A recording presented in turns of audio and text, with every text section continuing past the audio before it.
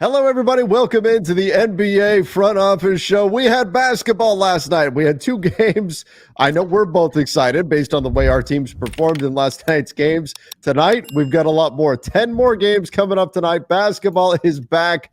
Let's go. We've got so much to talk about on today's show. We're going to talk a bit about the Rudy Gobert extension and last night's games, what we thought, and a few players who didn't get extensions as well. Make sure you do subscribe to the channel. Hit that subscribe button if you haven't done so yet. That way we can dress up in our Halloween costume. Remember, hit 35K by Halloween. We're going to wear our Halloween costumes on that show. So hit that subscribe button for us. Keith, I talked about this last show. I had trouble falling asleep the night before the game started 2 nights ago. I was up. You woke up early. I stayed up late. I could not sleep. I went to sleep like 30 minutes before you woke up. Now, last night, I couldn't fall asleep either because I was so excited and just buzzing off of those games last night. Boy, wasn't that great to have regular season basketball back? It was really awesome. Let's call it what it is. They weren't like the greatest played games in the world. It was a blowout, and the Lakers Wolves was kind of an offensive mess for large chunks of it, but it was I'll take that over none every single day of the week. I always say I'll take bad basketball over good just about anything else. Yes, just about anything else. We keep this show family friendly here. So I loved it. I had a blast. I tuned in and watched you guys for a little bit on playback there. And then I was tired because I did not get a nap in yesterday. I'd hoped to get one in and I didn't. Big failure by me yesterday. It just ended up being a busy day. So I was wiped. So I did not watch your post game on Lakers Nation, but I'm sure you guys had a good time. We will forgive you. Opening night win. And then, those games were a lot of fun. Do we want to start there and then go into the we could start with the game since that's what's top of mind for most people. You really thought that? I thought the offensive execution for the Lakers specifically was good. I thought it was a bit messy for the Wolves. I thought the paint was packed a bit, and that was what we were worried about with Julius Randle coming in. But for the Lakers, I actually liked the way they executed offensively. I just thought they just didn't make shots. They shot 16% from three, and that'll create kind of an ugly outing in that sense. Yeah, I do think I assume JJ Redick was at least semi-happy that they got up 33 pointers. I think he would like to get up even more. But I think guys were like, all right, these aren't going in. We got to do something different. Hey, Anthony Davis was unstoppable. They had no answer for him all game long. He was great defensively too. Good call out by you as your defensive player of the year. We'll see if he makes it games played wise. That's why I have a little hesitation, but he was he was tremendous last night. And I thought they got really solid minutes out of Jackson Hayes too off the bench.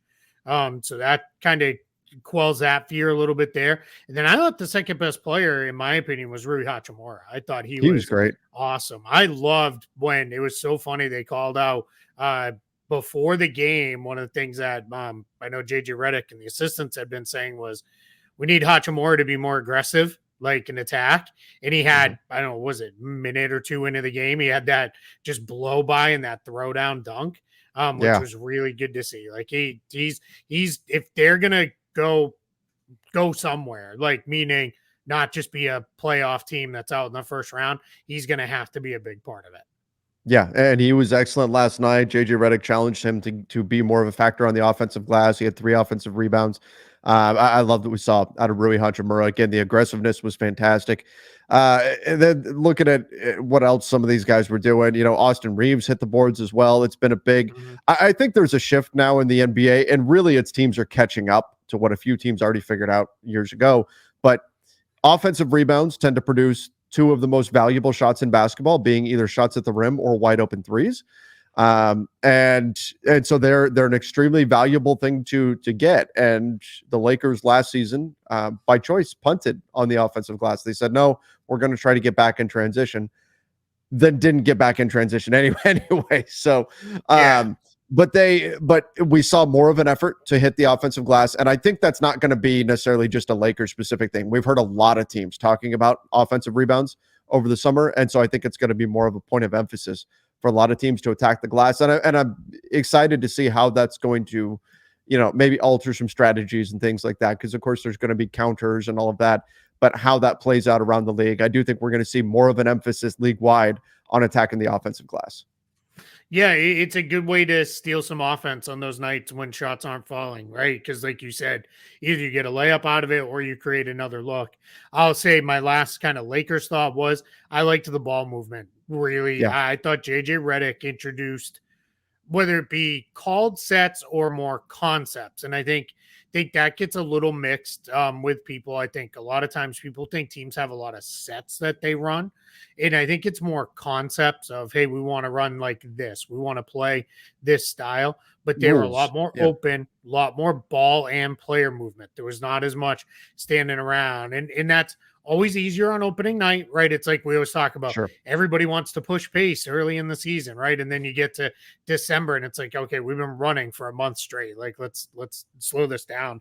But I thought their ball movement was really good. I thought everybody it's funny because I know we'll talk about this in the Celtics game. When the ball starts popping, it's contagious because then everybody's making the next read.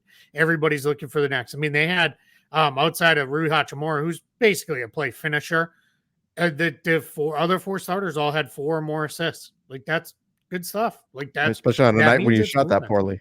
Mm-hmm. And on a night where like this was not a great LeBron game. Like he wasn't bad by any means. I will say he can't play defense the way he did at times, which I know you guys know nightly watching him. There's times when he is just like, man, I'm good. Like I'm not moving. Like him and Julius Randle looked like Kevin James and the other guy in Grown Ups when they're like leaning on each other, like no more running. Like there was times when it was like the two of them. It's like we're just gonna kind of stand here over by the block and we're not gonna move. And it's like, very cool, I guess. Everybody else play 4-on-4. So LeBron can lock in on possessions. He can't do it every game. He can't do it every night anymore. He can't do it all game. That's not what he can do. If you look at the metrics in terms of like distance traveled over the course of a basketball game, LeBron's like always near the bottom, but the dude's turning 40 in 2 months. Like we know why. And it's not what they need him to be doing opening night of a long season. Right. So that's just, there's going to be times it's going to cost him, but, he's more often than not, he's going to give it back better than he's going to get it on that end. So I'm not too worried about that. But the Timberwolves side of things, there's an awful lot of Anthony Edwards show. Not really a criticism, just nobody else really could find any rhythm for the Wolves. And you could tell Edwards was like, I got this. Like, I'm going to bring us back. Mm-hmm. And he did because the Lakers, like for a little bit there, it looked like it was going to be a second blowout. And the Wolves made a run and made a game of it. But it was pretty much him. I mean, nobody else. Nickeil Alexander-Walker had a nice game. Hit a few nice shots. He got on the offensive glass for a couple nice offensive rebounds too. But just nobody else really could get much going. I will say, you saw the glimmers of what it'll be like with Julius Randle, especially those second units. When Edwards is on the bench, it's going to be kind of, all right, this is where Randall can prop those guys up more. My biggest disappointment, though, from the entire game, no Rob Dillingham. I get it. He's strange. A rookie, but, like, I don't know. I feel like you almost have to force that one a little bit. Yeah, I agree with that. I felt like they needed a little bit more punch, and they could certainly get there. I thought in the moment I went, Anthony Edwards is going to, in the fourth quarter, we were talking about it on the play-by-play. I'm like, Anthony Edwards is going to try to take this game over. It's national TV. It's the marquee matchup with the Lakers in the West on opening night because of Anthony Edwards, right? This is the NBA saying, let's put LeBron and Anthony Edwards in the same game. We're going to get a bunch of eyes on this new rising star, right? So here it is. This is Anthony Edwards' moment, but you're right. I think that was maybe a little bit too much. And I felt like in those moments, maybe you kind of missed Cat. You kind of miss Karl Anthony Towns' ability to just put the ball in the basket and be another scoring option for them. But the other thing that stood out to me, Keith, and I was disappointed to see it, not disappointed that the Lakers obviously won in part because of it, but disappointed because I'm a big fan of his in his game. Is this just a one-game blip, or did Mike Conley go over the age cliff? Yeah, he looked rough at times. Didn't have the separation, didn't have like the burst to create Hmm. separation from guys. Defensively, just it was not a good game for him. Could not contain. Uh, Part of the Lakers' success was just breaking dudes down off the bounce, and it was like straight breaking guys down. Yeah, And it was like Conley struggled. McDaniels, that's a tough matchup for him, and he just he's still gives too many silly fouls. Like he's such a good defender. Like you just got to eliminate those. Stupid hand check fouls 35 feet from the hoop against non-shooters, like off the dribble. Like what are we doing? But man, that's part of my Dillingham part is yeah. like you may need that sooner rather than later, and just let's start the process now. But yeah, I it's one night. I'm not going to go crazy, but yeah, he did not look great. Anthony Edwards, I think, called it out perfectly and said it's exactly what Chris Finch told them in the locker room is none of them came out ready to play. Like they Yeah. all came out with like, well, we're the Timberwolves. We were in the conference finals last year. Like we got this. And he's like, you're not good enough in this conference to just they assume you can show up. So I'm very curious to see how they bounce back because I think they play the Kings next, and that's going to be a pretty They do. tough game. Yeah, they've said already, they've been talking about it, that they're excited to, well, not excited, but they're going to be much more motivated, let's say, against the Sacramento Kings. Other than that, not too much else to take away, I think, from the Wolves side. I hope, because Mike Conley was that hyper efficient guard, low turnovers, high assist to turnover ratio, excellent shooting from three, and then we just didn't see that in this one. So something to keep an eye on.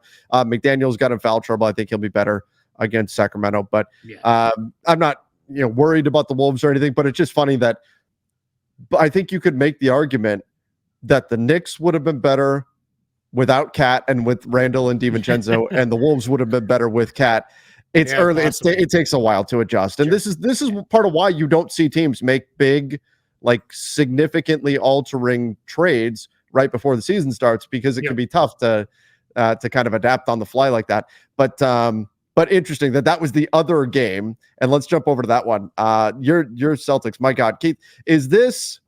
So I guess I've got a few things here with this game. And I will say this, it was the early game. So I was playing games with my daughter while this was on. So I was not as, locked in on this one. So possible that I didn't really of course, need to be. Exactly. You didn't really need to be. So I guess there's a couple things here. Let's start with the Celtics, I suppose, here. I thought the Celtics, they looked what? Just look at the number in the second column. the second 61 3-point attempts. Yeah. That's absurd. So that's I guess maybe that's the lead. And let's start there. 61 3-point attempts. They did it during the preseason, and everybody said, well, it's just preseason. They're just jacking up shots right now. 61. They led the NBA in 3-point attempts with 42 and a half last season.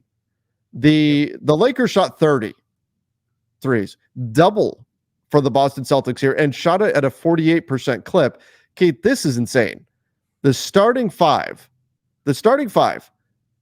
shot, the worst 3-point percentage was Jaylen Brown, and he shot 55% from three. That's the worst percentage from three of the entire 5 players, and the worst percentage is 55%. That's unreal. How much of this is of the Celtics blowing out the Knicks? How much of this is you had an insane volume and insanely hot shooting night from three, and how much of it is just the execution is that good that it's creating these fantastic looks? I'll say it is. This is what they want. The best way I can describe this is what they want if this is what the game gives them. Meaning, if you sell out to defend the arc and run them off the line, they are more than happy then to take what they can get inside. And they shot pretty well around the rim too, especially like Jason Tatum, he was 6 of 7 inside the arc. I had a couple followaways, but a bunch of finishes at the rim, and that was a little bit of a problem for him throughout the playoffs. So I'll just pause there to say he was incredible. And if anybody's just watching and looking at the line, or if you looked at the box score and didn't watch, he didn't play a minute in the fourth quarter. So he did all of that in the first 3 quarters. He was just in all 8 of his 3-point makes were off the dribble, 3-point shots too, which is huge because that shot that was broken last year by the end of the season. So, but back to the Celtics as a whole, they're not going to take 61 3-pointers a night. But they talked about, like you said, they took 44 last year. They were number 1 in the league by 3 percentage points in 3-point attempt rate. They're at 47%. I believe that was the highest in NBA history. So they're going to be, I think, the first team that takes very close, if not right at 50% of their shots from 3. Because here's the thing, Luke Cornett is the lone rotation player who's a non-shooter, which sounds crazy because that's what he came into the league known as. But he talked about it. He said because of various injuries and stuff, he doesn't have the same kind of range that he had back then. Now he's like, I'm just an around the basket guy now. Everybody else has a full green light, including Xavier Tillman. Look at that. Xavier Tillman took 3 threes. Like that even that is surprising. I mean, Peyton Pritchard didn't even shoot well. He was 1 of 9. Terrible. That's not going to continue. He's be one of the best shooters. Yep. And the funny part of this too is they missed their last 13 3-point attempts when they were trying to set the record. 29 tied the record for 3-pointers in a single game. They were trying to get to 30 and they missed their last 13. So this is obviously this was on the extreme end, but I don't think that this is going to be something where it's going to be like, well, none of this is repeatable because these are good shooters. They're going to play. The number that excites me most, 33 assists on 48 baskets against only 3 turnovers. Like they just had the ball. Yeah, they had the ball moving really, really well. Tatum had 10. They're much like we talked about the Lakers. 4 of the 5 starters had 4 more assists. Pritchard had 4 off the bench. So they're a machine offensively. And it's Joe Mazzulla said it 2 years ago when he took over. He said, we're going to shoot more threes. And he just keeps pushing them. Find more. But now what he said is, I just want whatever the best open shot is. If it's a 3-pointer, great. You take it. I don't care who it is. I care how many we've made or missed. Just shoot it. If that's the right shot, take it. And last night they were just all going in. Yeah. And I thought that, we talked a bit about the offensive rebounding on the last game. I thought the Celtics were a great example, especially in that first half, of why offensive rebounds were so important, because there were so many moments where they didn't even control it, just tipped the ball free, just found ways to get an extra possession, found a way to be the first to the loose ball. And that created, I want to say it was the first 4 or 5 offensive rebounds that the Celtics got turned into made threes. I mean, just like clockwork, just offensive rebound up, made 3, offensive rebound, made 3. And it's just why they're so valuable. And so I thought they were a great example of that. Jumping over to the Knicks. It's a little clunky right now. Yeah. There's obviously work to be done. You can't. What do we do on Mikal Bridges? I don't know. Like what? It's in one game, and you don't want to panic. And he did shoot 7 of 13 overall, and he made 2 threes. But man, I mean, the form it's weird looking. It's weird looking, and when you're shooting 2 of 7 from 3, that's not ideal. I mean, almost all of his misses were 3-point attempts. Yep. And then even defensively, he just wasn't himself. Not a great start to the Knicks era for Bridges here. Yeah, I am. I wish I could remember who pointed this out on Twitter, so I apologize. But one of the things that they said was that really stood out to them was the Celtics switched everything 1 through 5 and didn't even care like what the resulting matchup was. I mean, they opened the game with Drew Holiday as the defender and Karl Anthony Towns. I saw that and went, if they're getting away with that, the Knicks are in trouble. Yeah. But the Knicks, for all the talent, they can really only switch 2 through 4 because you can't really switch Brunson because he's small. That doesn't mean small does not automatically equal bad. I think too many people make that mistake. But his biggest thing is he's really good at taking charges. He's pretty good positionally. He's extremely competitive, but he's still small. And then Karl-Anthony Towns was a mess. And Tibbs doesn't really want to switch, right? He wants to, if it's a sideline pick and roll, he wants to ice it. He wants to hedge and recover. If it's a middle pick and roll, he's going to play drop. And you just can't play drop against the Celtics. And then in the second half, they were like, all right, let's bring Towns out. And then it was like the Celtics ran, I kept track of this, 7 consecutive possessions. They ran a middle pick and roll with Al Horford setting the screen for Jason Tatum. Because they were like, cool, either Towns is going to finally play up here, then Tatum's going to blow by him, get him cycling, and create a shot for somebody else, or he's going to drop and Tatum's just going to pull up, or he's going to come out and the other guy's going to trail over to try to recover, and he would pitch it over to Horford. 7 straight times. That looked like a playoff game, right? You've watched LeBron in the playoffs. LeBron is the master of, this works. I will run this until you do something different. That's what it looked like. And that's my worry. I'm not worried at all about Bridges, Anunoby, and Hart's defense. It'll be fine. Yeah. They're going to be really good. I do think Hart's comments that he made earlier in the week about maybe I should come off the bench, I'm pretty much there. Like, I think that might be the balance move needed. Knicks fans don't really love my suggestion of starting Jericho Sims. I get it. He's not a starting level center, but you start him for the first 5 minutes of a half and be done with it. But I don't know. They're going to be better. It's just rough right now for them because they don't have a lot of time together and they have no depth. I mean, their bench is bad. As good as Deuce McBride is, he was still out there when they were getting torched and getting scored on repeatedly. So I just it's just a little tough for the Knicks right now, but they'll be fine. They're going to figure it out. It'll be much, much better than it was opening night. So, one of the questions that we had coming into the season was if the Knicks, who were a team, and we talked about this a lot last year, a big part of their identity was the offensive glass, which we've talked a lot about today already, but that was their thing. That was their superpower, was just bullying teams on the offensive glass. And the question was, with Randall out, without, Mitchell Robinson, with him injured, Hartenstein gone, could they still be that with the changes that they've made? Would they still have that superpower of being a tremendous team on the offensive glass? And you look at this, 5 offensive boards. I don't have this stat in front of me, but I'd have to imagine there probably wasn't many, if any, games last season when they actually had 5 offensive rebounds. They averaged 13 a game last season. And it's not like sometimes your offensive rebounds are low because you just shoot the hell out of the ball. And they did it to a degree, 55%. But still, there were a ton of opportunities to get offensive rebounds off missed shots, and they just didn't do it. And to your point, Jericho Sims led the team with 3. Maybe something, one game sample, it's a blowout, not something to necessarily fret over too much, but it's noticeable when that was already the question coming into the season was, did you take what was your strength and weaken it significantly? And now this team has to become something else. And I'm not saying that can't work out or they can't be a net positive. It certainly can. It might just take some time to find the way if that's indeed now, not their superpower.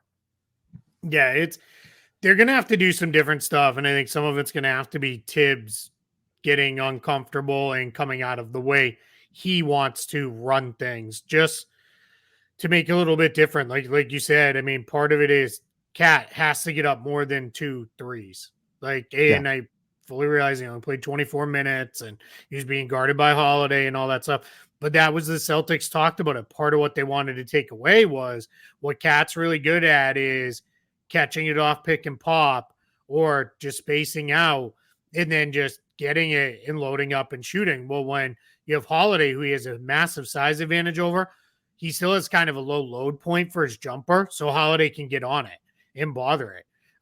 This was another thing I went back.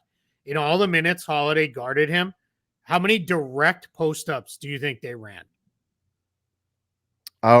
I saw a few. What did you say? Yeah, 4 Towns. 4 Towns. I saw a few. Did they run like 3 maybe? 2.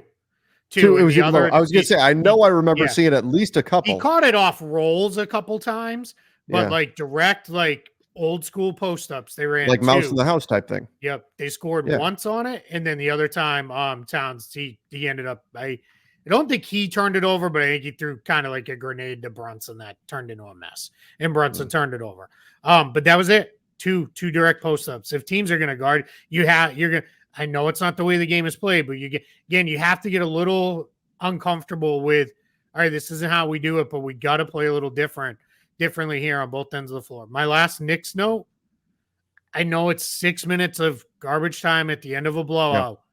Yeah. Ariel Hukporti came in and just brought a different energy than what any of the other guys had really brought. He was really going after. He only had one block, but he was challenging shots. He was moving around. I think there's a chance he plays himself into real minutes on this team. Maybe on a two-way. Maybe he gets converted to a standard deal. But I think we're going to see him become a regular rotation guy while Precious Achiuwa and Mitchell Robinson are both injured and out, just because I think they need his energy a little bit more and a little bit more what he can give them, physicality inside. Jericho Sims is not – I don't think he's as bad as Knicks fans act like he is, and I get it, right? Nobody's harsher on their players than their own fans. Sure. But I think I kind of get it. Like, he is a fairly limited guy. I think Hukporti, there's an upside there that they can tap into a little bit just by saying, go out there and be like Mitchell Robinson, right? Hang out around the rim on offense and then just, attack the glass, try to block shots, bring a bunch of energy. Like that's a valuable player, especially in the regular season. For sure. Yeah, 100%. 100%. Okay. Should we get into some of the news? Yeah, let's do it. We good? Okay. Let's go. So, I'm talking about, like, what was it? Maybe 10 minutes before tip-off? We're joking. Did he sign it at the scorer's table? Right. He must have. He signed the thing, and then he stepped out on the floor, popped some champagne, took a few big drinks, and then he went and stepped on the floor. That's what happened. That's why he was so stumbly at moments. That's why he was struggling. Rudy Gobert gets an extension done. Again, it got announced moments before the game started. Are you surprised at this in the wake of the Karl Anthony Towns trade, that this is what, and I'll pull up their salary sheet, but that this is the Wolves opted to do with Gobert? A little bit, because there was a path with Towns off the roster to opening up like a ton of cap space in a couple of seasons. And that would have meant, like, let Randall, whether it's next year, if him and Gobert were gone, or the year after that, you could have been there. But I think what the Wolves did here with Gobert, and now this is different than Aaron Gordon, because let's use that as kind of not a comp player-wise or even the contract-wise, but just mechanics. Aaron Gordon opted into the final year of his contract and then added 3 new years after that. Mm-hmm. So next year the Nuggets get an advantage of Gordon's on the books for like $23 million instead of jumping to $30+ million. In Gobert's case, because the deadline was already passed to do that, that was Monday night at 11:59 p.m. Eastern. Gobert, what he did was he opted out of like a $46 million, and then he's going to be on the books at about $34 million in for first year salary. And again, we've talked about this ad nauseum with the Wolves. You add up all the rest of the money they're carrying, that $12 million saved is going to really relate more back to like 60 to 80 million in real savings. They're at about I think this might have dropped them into like a $6 multiplier per actual dollar spent for tax penalties. But that's a huge amount of real savings. And really importantly, this kind of brings Gobert into range now where 34 million, 36 million, 39 million, that feels a lot better for him. As far as like, that feels like, yeah, I can get there on that type of salary, where the 40+ million and close to a max feels just that's a little more than I want to be at. Yeah, he's now down around 21 to 22% of the cap each year for the out years. That's pretty solid for starting center that I think he's got at least a few more years of high level defense rebounding in him. Sure. Yeah, for sure. Again, long-term commitment here for Gobert, but at age 32, I like that they at least, you've got the salary it's not that full max deal. And then this is like, I don't know what he's going to be after that. This is probably, you've got him through the remainder of what would be, the tail end of his prime years for Gobert. Yeah. So And he not a might be bad. done by the end of this He could too. be. Like He I could be could say see that's it. that third year finishes and then he's like back to Europe to close Yeah. out his career for a couple years over there in his mid to late 30s. Right. So this most likely sets up Gobert to finish things off with the Minnesota Timberwolves. Now, not I want everybody got to one Go ahead. quick thing too. Shout out to the front office show fans. When we do 5 shows a week, we talk a lot of different subjects. We get into a lot of things, and I'll be quite honest, I don't even remember all the stuff that we talked about and said. And then there's times when we're prepping the show, we're like, did we talk about this already? We're like, I don't know. Like 7 different people reached out on various forms of like email, Twitter. I think there was a couple in the show comments. They're like, the Gobert extension. That's exactly what you guys talked about him. Like, if he extends, like that's a way he'll opt out, give up the 46 million, but get like 90 to 100 million.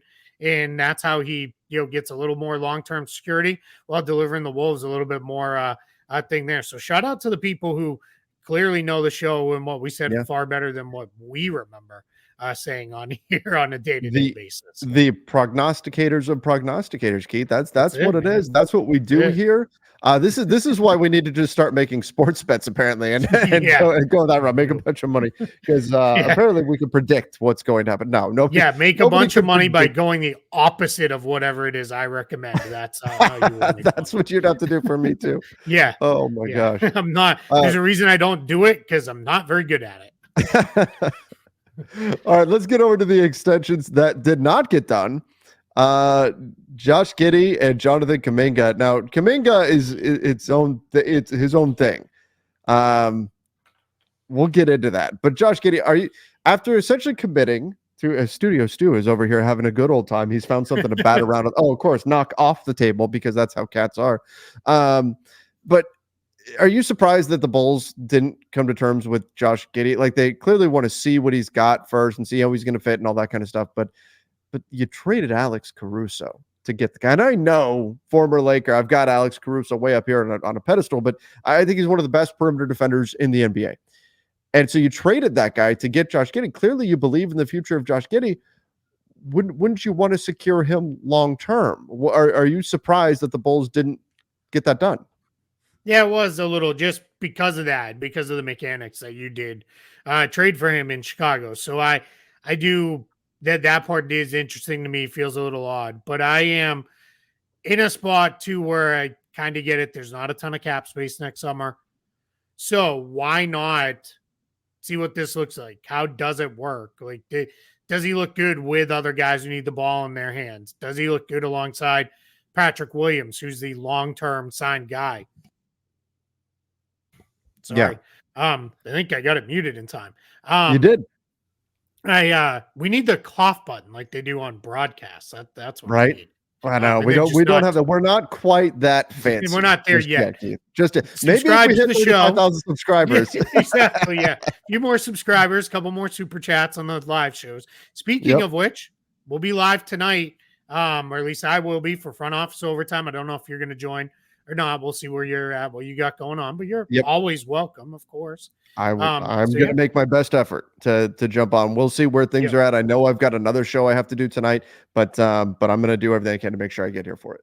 Yeah. So we're going to do front office overtime, breaking down tonight's games, just talking about the games. Just that's where one. If you want to come on and vent, my team stinks. You want to come on and brag, my team is awesome. Let's go. Well, that's what it's going to be. It's going to be fun talking about that night's games.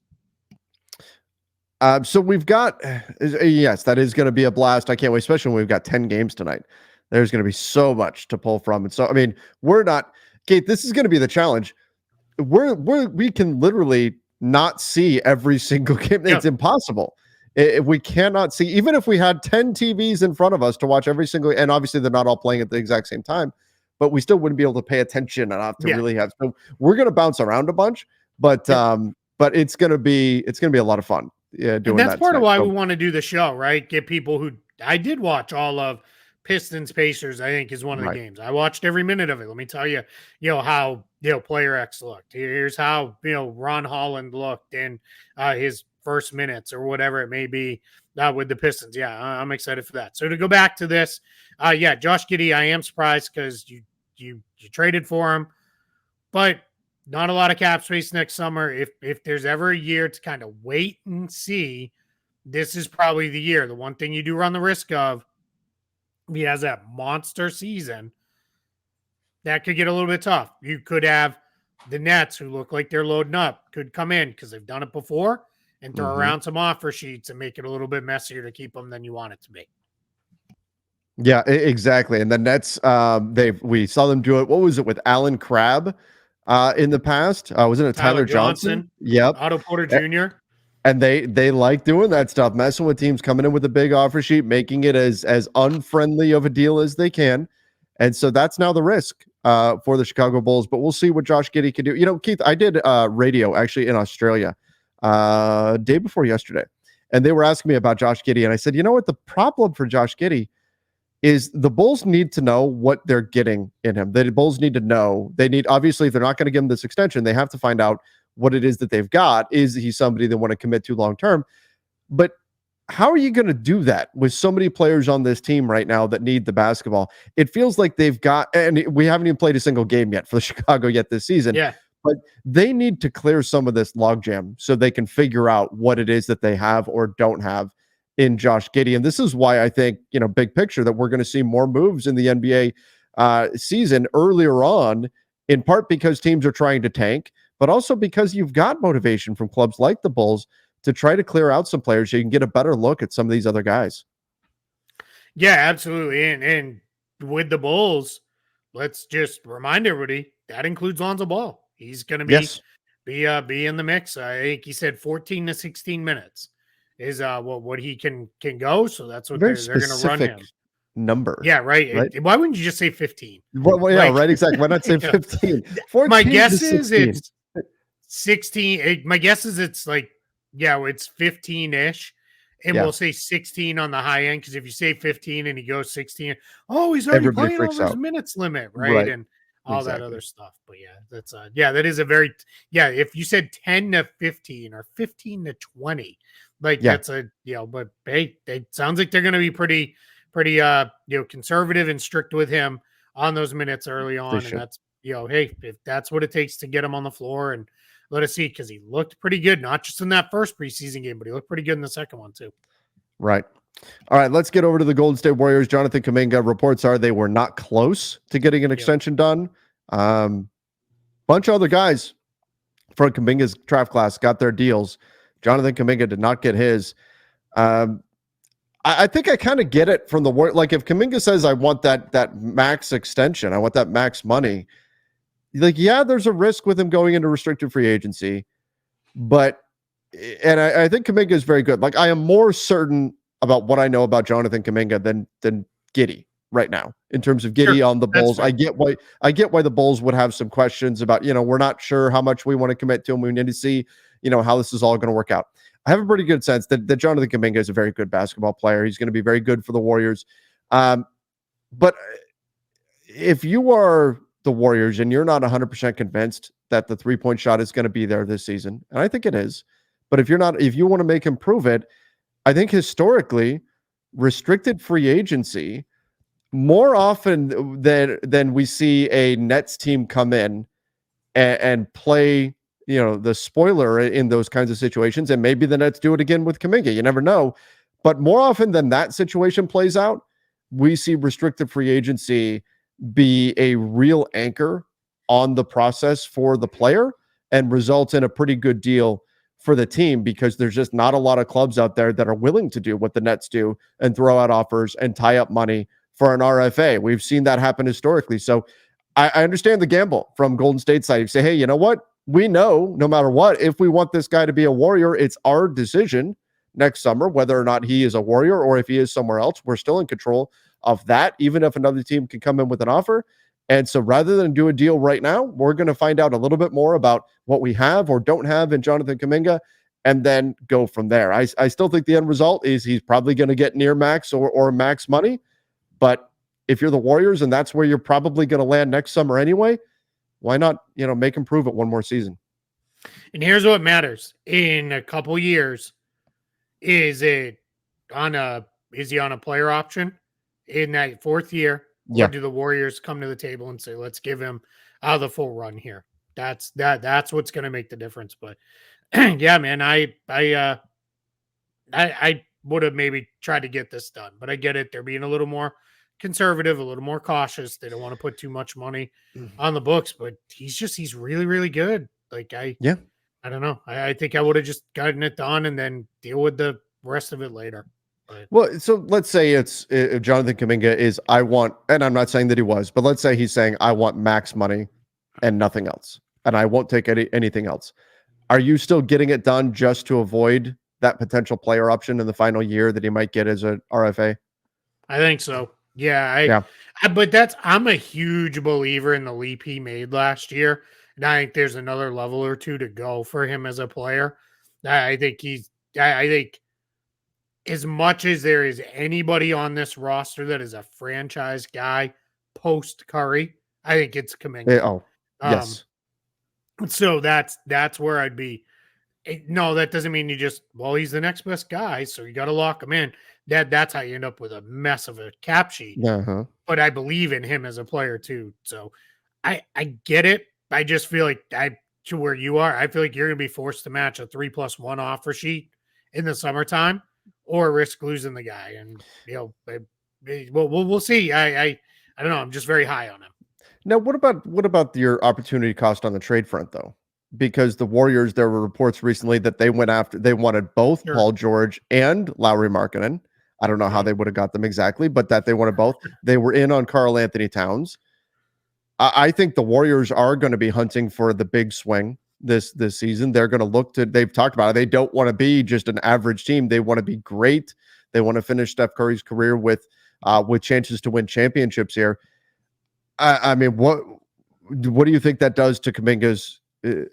Trade prospects. If you're doing that kind of extension right now, that's obviously going to change things quite a bit to your trade market.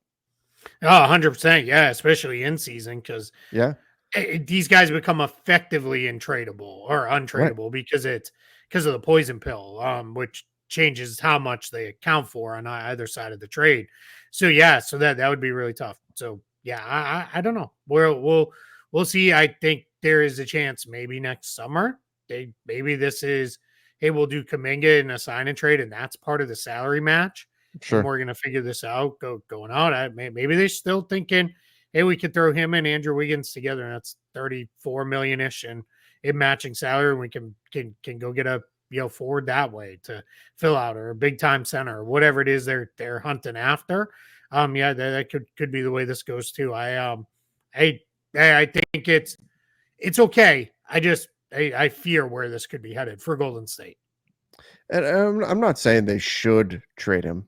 Just if the right deal comes along and you can't, and it becomes so problematic to try to put him in a deal because you gave him that extension, maybe they'd be regretting that. But I get your concerns with it too, Keith. And I think that's certainly valid. And when we're looking at the Warriors side of this, it's a risk. It's a risk you're taking either way. It's a bit of a gamble with how they do this.